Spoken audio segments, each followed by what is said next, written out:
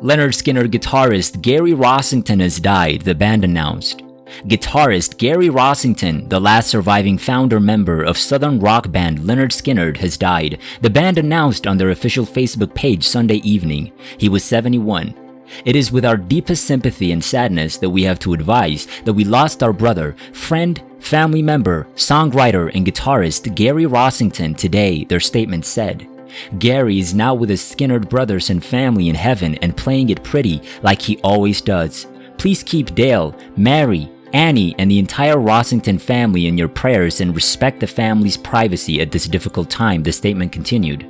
No cause of death was given. The guitarist had battled a number of heart problems, including an emergency heart surgery in 2021 during the band's Big Wheels Keep On Turning tour. The guitarist's death falls just 5 months before Lynyrd Skynyrd is set to begin its The Sharp Dressed Simple Man tour alongside ZZ Top on July 21. Rossington survived a 1977 plane crash that killed band members Ronnie Van Zant and Stephen Gaines, as well as the backup singer Cassie Gaines, Steve Gaines' sister, and a road manager, just 3 days after the release of their 5th studio album, Street Survivors, according to the band's website.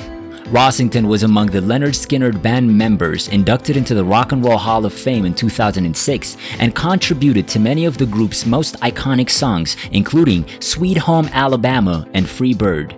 Rossington was born in Jacksonville, Florida. His mother recalled that he had a strong childhood interest in baseball and aspired as a child to one day play for the New York Yankees.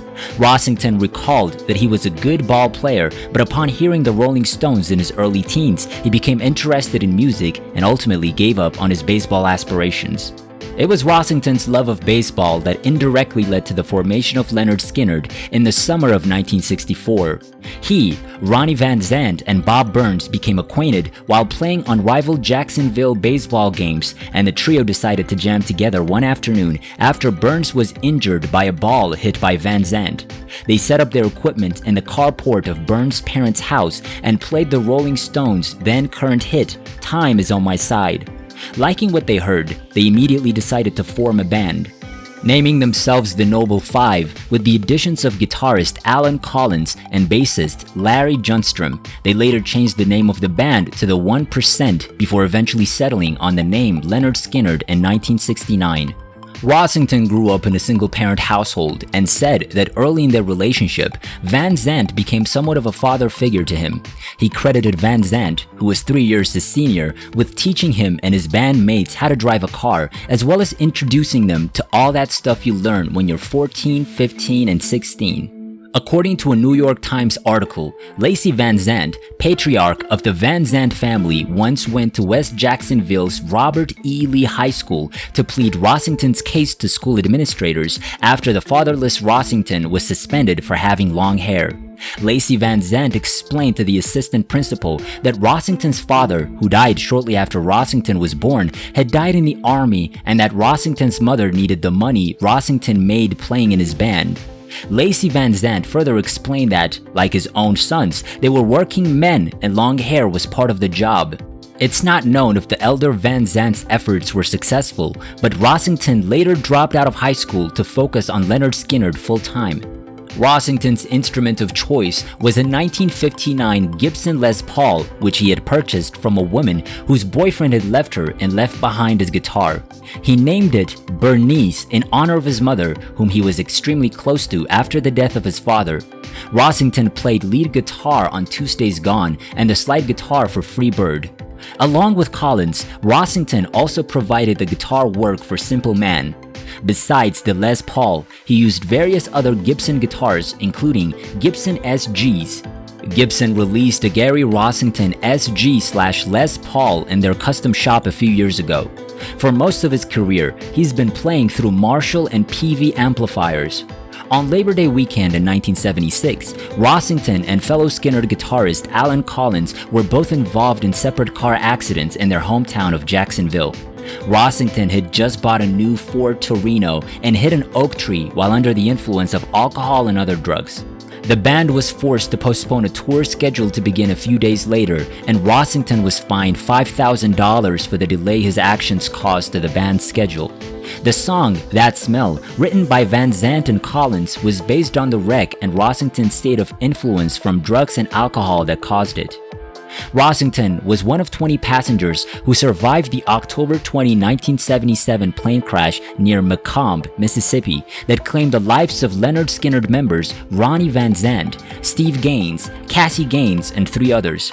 As the passengers braced for impact, Rossington recalls hearing what sounded like hundreds of baseball bats hitting the plane's fuselage as it began striking trees. The sound got louder and louder until Rossington was knocked unconscious. He awoke some time later on the ground with the plane's door on top of him. Days later, Rossington was informed in the hospital by his mother that Van Zandt and the others had been killed. Despite breaking both arms, legs, wrists, and ankles, as well as his pelvis, Rossington recovered from his injuries and played on stage again with steel rods in his right arm and right leg.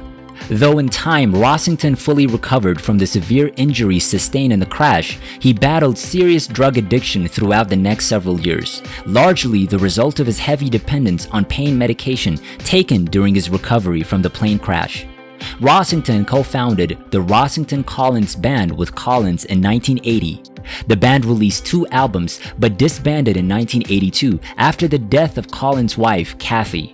Along with his wife, Dale Krantz Rossington, he then formed the Rossington Band, which released 2 albums in 1986 and 1988. Until his death in 2023, Rossington still played with Lynyrd Skynyrd.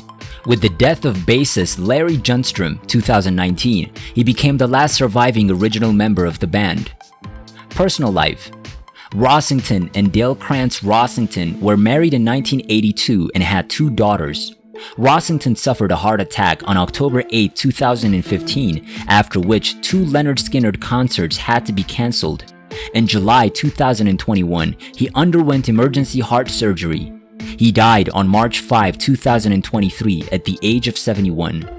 The Rossington Collins Band was an American Southern rock band founded in 1979 by guitarists Gary Rossington and Alan Collins following the 1977 plane crash which killed 3 members of Lynyrd Skynyrd, of which both had been members. The band included 2 other surviving members of Lynyrd Skynyrd, Billy Powell and Leon Wilkeson. The band wished to develop their own sound rather than being regarded as a reformed Lynyrd Skynyrd, and toward that objective they hired a female lead vocalist, Dale Krantz, who later married Rossington. The Jacksonville-based band released 2 albums before disbanding in 1982.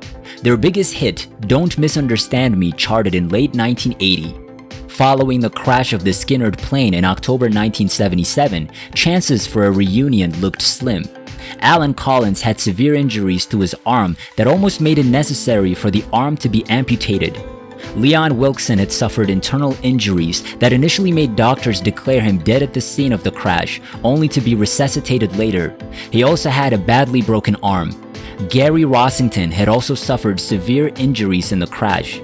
Only Artemis Pyle, former Lynyrd Skynyrd drummer, and Billy Powell were in good enough condition to be released from the hospital within 2 weeks of the crash.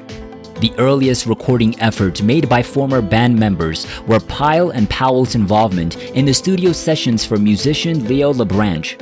Soon after, Powell, Pyle, Wilkeson, and Joe Billingsley, former Skynyrd vocalist, formed the band Alias, not to be confused with the 1980s Canadian rock band of the same name, which only existed for 1 album and a small round of live shows.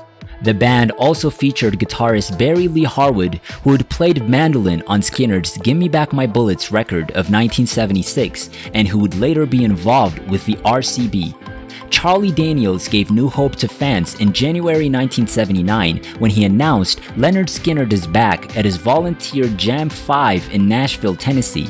All remaining members of Lynyrd Skynyrd, with the exception of bassist Wilkeson, whose arm was still in a cast, performed an instrumental version of Free Bird. From there, plans began to form a new band. However, Rossington and Collins did not wish for this new venture to be another Lynyrd Skynyrd, so they opted for Dale Krantz, who'd been a backing singer for Point 38 Special and who Gary Rossington later married in 1982. Guitarist Barry Lee Harwood was living in Atlanta at the time when he got the call from Rossington and Collins to be in the band. All seemed set until Artemis Pyle, who'd been slated to start rehearsals with the band, was involved in a motorcycle accident that broke his leg. Pyle decided that the RCB should find a new drummer rather than wait for him to recuperate. The suggestion came from Harwood to hire Jacksonville native Derek Hess. The Rossington Collins Band, as it was named, then began rehearsals and writing, which took a little longer than expected because of Krantz' initial anxiety about being in this band. Even while in the studio, RCB would continue to write and revise their songs until they were considered finished. This led to the use of many master reels of recordings. Lynyrd Skynyrd guitarist Gary Rossington last words before he died. "I wonder if that's how darkness wins, by convincing us to trap it inside ourselves instead of emptying it out. I don't want it to win.